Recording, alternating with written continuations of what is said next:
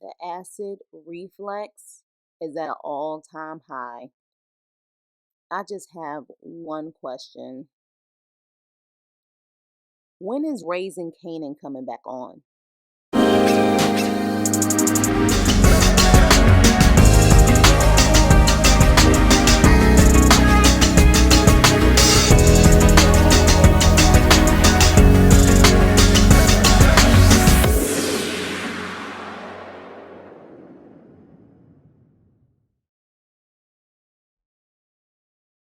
Hey, what's up and hello? This is the Chris Nicole giving you my views on life, love, and the world of entertainment through my eyes. And this is my review on Power Book 2, the season finale. Season 3, Episode 10, Divided We Stand. Oh, I'm so glad this is over. Oh my gosh. I'm going to get into it. Here we go, y'all. So we start off with Effie being escorted in an actual jail this time, not a holding place, but like actual jail because she gets her orange jumpsuit. Lauren is looking delirious and crazy, but yet pretty at the same time because her makeup is like perfection. And again, she's supposed to be in protective custody. Tariq is getting out of the hospital. Then we see Monet, we see Cain, we see Braden. All of them are looking at their reflection, whether it's through a gun, through a mirror, through their phone. Yeah. So everybody's looking at their reflection, looking at, pretty much who they've become, I guess. So then Tariq is telling Braden in the hospital how Monet told Tommy where his mother is, and Tariq takes Braden's strap and leaves the hospital. He claims, he's ready to handle Tommy, and I'm like, boy, please, you will never be able to handle Tommy. So Monet randomly, mind you, is able to meet up with crazy ass Noma. Okay. I'm sorry, but it's just not realistic for these people to move the way that they move, and people can just randomly walk up in their warehouses and stuff like that. And I'm sorry, did I miss something? How the hell does Monet know where this warehouse is? How does he know? I mean, how does she know any of this information? I'm confused. But with that being said, she pretty much says that she is the solution to Noma's problem. And then the guy with the bad accent is like, how are you the solution when your own kids want nothing to do with you? Which is a valid point. But how the hell do you know that bad accent? How did you get that information? So this show irks me. And again, it's just this one. It's not Raising Canaan. It wasn't the first Power. It's not even Force. It's this one. I just don't get it. But let me move on. So, Noma pretty much, says, look, what happened to my damn fiance, Mecca? And so Monet kind of looks away, but then we go to Tariq going to Tommy's mom's house. And he thinks Tommy is there. He searches the house. Of course, Tommy isn't there. And in the process of that back and forth, he finds out that Monet came to Tommy's mom's house to give Miss Egan, which is Tommy's mom, Sack's letter. Okay, because these chain letters are coming out again. So the letter is handed to pretty much Miss Egan, and she lets Tommy know about it. So Monet is talking to crazy lady Noma, and Noma clearly sees that she is being used so Monet can get in control of her family again. So I'm not sure why she agrees to it, but she agrees to allow Monet to be the boss. It again just does not come off realistic, authentic. I mean, it's just seriously, like at this point, come the hell on. And I also think they just tried to put too many damn storylines in the last episode. If you guys are coming back, which I believe they are, I don't think they would ever cancel any Power franchise or any of these shows because they are the breadwinner. So if you're coming back, why put so many storylines for this season in this last episode? Save some of them for next season. It was just too much. And because it was too much, shout out to Auntie, because I think Auntie says too much. Because it was too much, it just wasn't realistic. That's my problem. That's always the problem. So, anywho, moving on. So, with that, Lauren meets with the shady DA folks, and they're telling her don't do anything stupid during the home stretch, which means, based on this show and their lack of creativity, she's going to do something stupid. So, Monet tells her kids and the crew that she's in control now, and then pulls out a gun on Tariq and says that why did he tell her kids that she offed Lorenzo? And he's like, I didn't. And then he was like, but why did you tell Tommy about my mother's location? And she's like, I don't know what the hell you talking about. And we typically know when Monet is lying. So when she said that, I was like, okay, she's actually telling the truth. So what's going on here? So bad accent. I think his name is Obi, but I mean his accent. Like, let me tell you something. This show gives me a soap opera meets a cartoon villain. That's what I constantly see. Soap opera meets cartoon villain. And bad accent definitely gives me cartoon villain. Like growing up watching X-Men and shit like that. Like he gives me the voice of a cartoon villain. So Bad accent tells Tariq that he needs to get back on Norma's good graces. Tariq says, cool. Tariq is driving off in his bucket car that Tubit gave him. And Tommy stops him and says, come with me. And then they talk. And child, okay. So Tommy and Tariq talk in broad daylight about what happened to his mother. So then we get a flashback of what happened that night when Tommy came there to off Tasha. Okay. And so I just hated this scene because, again, it was just pure soap opera. Literally, they were going back and forth. You're my family. I want this to be over. And Tommy's like, I want it to be over too. You know, I have a brother. You know, I have a brother. Well, it's actually, a half brother, but I got a nephew. So, I'm actually an uncle now. Really, Tommy? Really? We family. We love each other. So literally 2 seconds ago, you was trying to offer. Now it's you and me must never part, Maki Dada. Keep my sister away from me, Maki Dada. If you don't know what the hell that comes from, that is the color purple. I'm telling you right now, you don't go from being on a mission for literally seasons to off this girl to all of a sudden saying, well, we family, right? We ain't gonna hurt each other anymore, right? Get the hell up out of here. I'm telling y'all, the reason why I'm taking a minute to breathe because it's the acid reflex is really kicking in. I can't swallow this shit no more. So I'm grateful that this is the season finale and it's over. You know what I'm saying? So with that, Tommy pretty much gives a warning to Tariq. Don't start a war. You can't handle a war. You need to sit up there and either be a civilian or a gangster. And Tommy pretty much tells him, this ain't my war. I'm not helping you. I'm pretty much dead in New York. Peace. I'm going back to Chicago. Well, he didn't say that, but we know clearly Force is coming up soon. I think Force is coming out in September. So with that, Tate is going to win Congress or whatever. And he proposes to Harper, which in my opinion, this wasn't earned. I mean, just randomly proposing to her. This is our first season seeing her. Their whole relationship is not earned for that moment, but okay. So Cain, Diana, and Drew talk, and Cain is taking Monet's side, and Diana and Drew have had enough of both of them. And Braden is with his family in their brownstone, their beautiful home. And Monet and Cain are randomly able to just walk into their house and go upstairs. Like at this point, these random like moments, it gives me stage play. Like you just randomly coming in people's houses and stuff. Like this is just again not realistic, but let's rock with it, I suppose.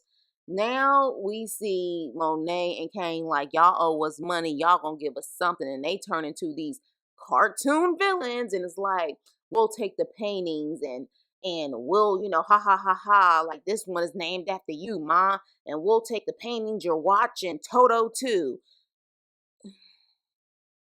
Bear with me, y'all. I want to get this over with. But yeah, at this point, I'm turning into a cartoon villain because it's so ridiculous. I have to be very dramatic to get this out, okay? Bear with me. So Now, Braden, now this is a good part. Braden calls out his father because his father's pretty much trying to call Braden out for being around these quote unquote thugs or whatever. And Braden says, your brother was one of the biggest crooks. And look, damn it, Braden has a point because at the end of the day, people like Braden's family rarely get in trouble for their BS and their crooked ass ways. So he had a point there. So I damn sure was like, okay, good job, writers. Make a valid point on that because that is so true. So Cain talks to Monet, and for the life of me, I don't understand why Cain continues to allow Monet to make him her bitch. Okay, like Monet has never respected Cain. She uses Cain, and when she doesn't need him anymore and goes to Drew or whoever, she treats Cain like a piece of shit. She treats Cain like a piece of shit more than Drew does, and I would say sometimes even Diana. But again, he's all up, you know what I'm saying, under her. And so Monet's like, why didn't you tell me about Effie? And she's also not happy with the fact that Cain said Drew and Diana may be out. She's like, hell no, that's not going to happen. But she says since Cain is so vajayjay whipped that she will handle Effie herself. And of course, Cain is like, dang, because you know he don't want nothing to happen to his boo thing.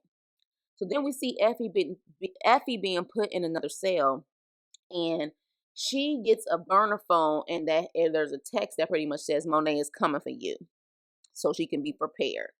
Tariq and Davis meet, and again, he gets a warning. Tariq gets a warning to not start a war and that he needs to handle his hoes. David's like, handle your hoes. Well, he says the B word, but he says, handle your hoes.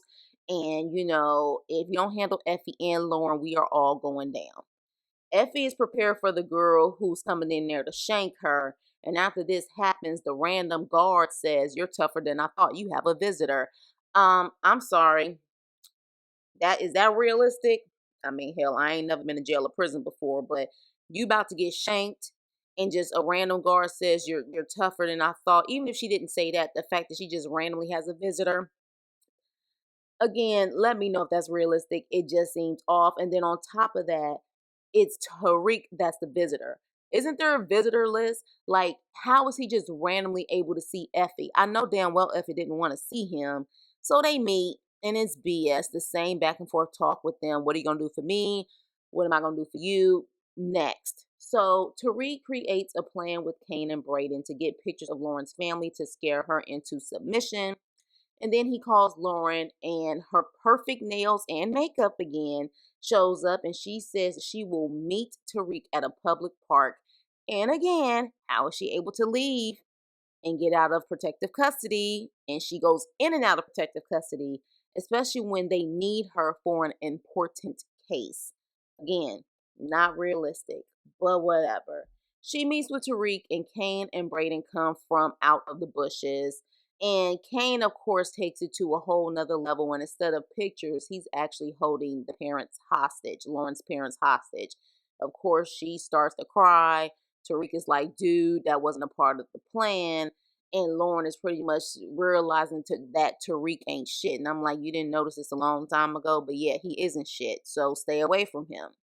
So Tate wins congressman or whatever. And then Davis can just randomly come up to a new congressman with no security. And he pretty much says, you know, a deal needs to be made as far as Diana and having her actual charges drop, and tastes like give me a heavy donation, homeboy, and I'll see what I can do. And Harper, his fiance, hears all of this, and at this point she's done because she realizes more and more that he's a crooked politician. So at that point, I guess that's the last we're going to see of her. Maybe not, I don't know. But yeah, it went from them having this forced relationship to him proposing to now they're no longer together. Yep, all in one season. Yeah. So with that, Kiki confronts Braden about how Lucas' note about offing himself doesn't sound like him. And so Braden kind of looks at her like, what you trying to say? What you trying to say, Heifer? Because I'll do it to you too. What you trying to say? And she's like, no, I'm just saying you may need to get out of here too. And Braden's like, I'm not, yeah, well, whatever. How about you get your ass out of here? Take your ass back to Ohio. Just go. So Lauren tells Jenny that either she speaks with Effie or she won't testify. And so Lauren can randomly go see Effie. Lauren can randomly go see the person who tried to off her. Yes, that's definitely realistic. Very realistic that they can actually make that happen.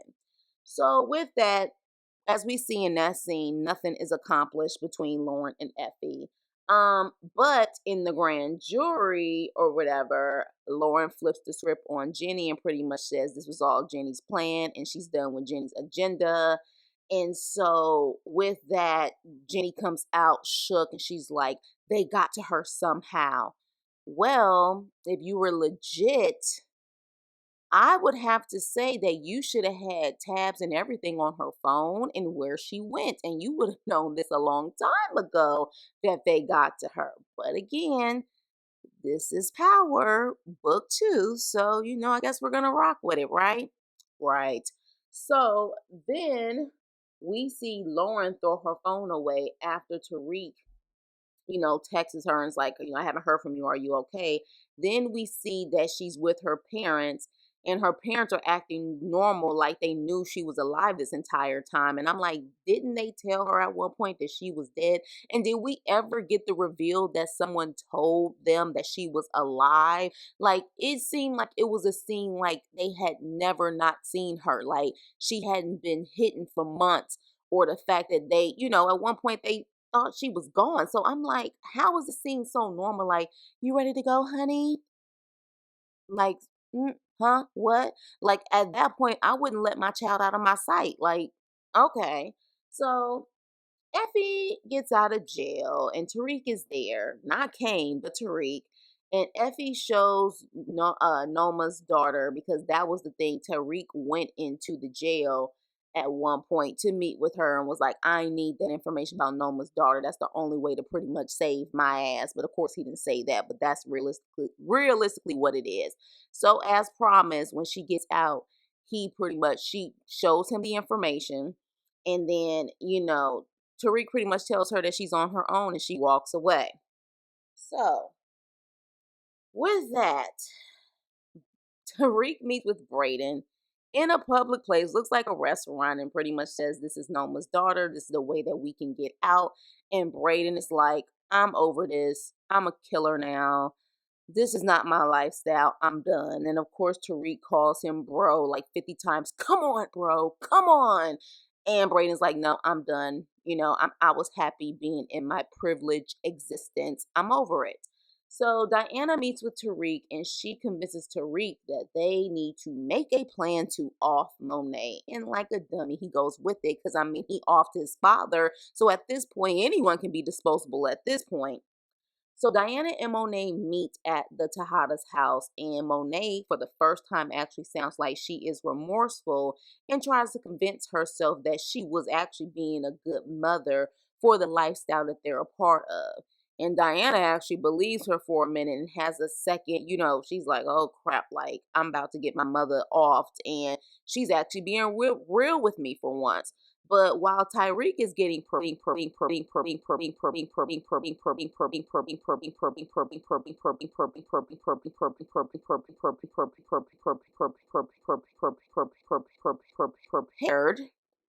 to off Monet, all of a sudden another car comes up and a machine gun comes out of the window and starts to blasting. And Monet ends up covering up Diana to protect her, so Monet takes all the bullets. And so at this point, Cain comes out and shoots at the car. The car drives off. Tariq is still there, and he realizes that the person in the car was his mother. Mind you, the Tejadas have a nice looking ass house, so they definitely live in a decent neighborhood. And now one person from that neighborhood decides to come outside to see what the hell just happened. Literally, like all of those bullets and machine guns and stuff like that, and no one is peeking out the window or screaming and saying duck or anything. This is just a normal life in the Tejada world, huh? On their street. I guess it's normal for everybody there, huh? So okay. So with that, at this point, at the hospital, okay, Diana tells Cain and Drew that Tariq shot Monet. So at this point, I was like, huh, this is interesting. But then later we see that it was all set up between Drew and Diana. They plan to eliminate Monet and Tariq. But Monet tells Drew once Cain leaves, because Kane's like, oh, he's done. I'm about to get him. I'm about to get him. Diana tells Drew that someone messed up the plan, and we see that Diana actually acted as if she was Monet when she sent that letter to Tommy's mom's house. And Drew is saying, I don't give a shit, whoever did it, who cares? Stick to the plan. And, Diana's like, look, Drew, Tariq's not stupid. He's going to figure this out. And he's like, I don't care. Just stick to the plan. Next, we see Tasha and Tariq meet up. And again, Tasha's supposed to be, under the radar, but she's randomly meeting up and randomly calling Tariq. It's just, again, too many storylines in an hour, just too much. And so at that point, we hear everything that he needs to tell his mom for the whole entire season. He lost his trust fund and he needs to do something to get back on Noma's good graces so he can make some money. And Tasha at the same time is saying, you need to stay in school, get your life straight, but at the same time, this is how you can get on Noma's good graces. So it's like, pick a side, mama, pick a side. So with that, she gives him the street advice, but hugs him and says, be careful.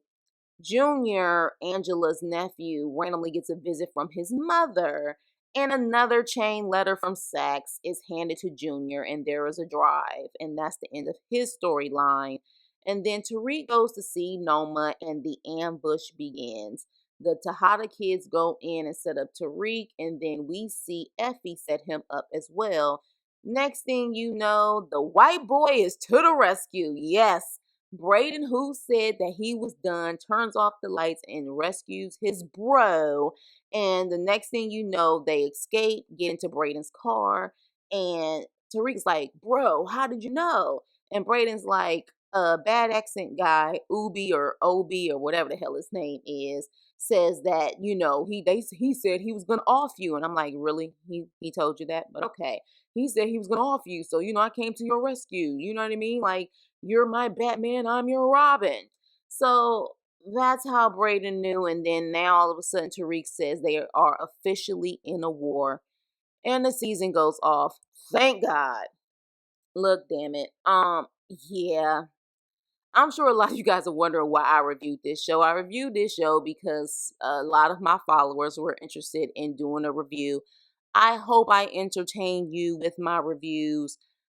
Child, I don't know about the next season. I don't know. I just feel like the writing is just so cartoonish, so one life to live, days of our lives type of writing. And again, if that's the type of writing you like, then hell, by all means. I just don't like that type of writing.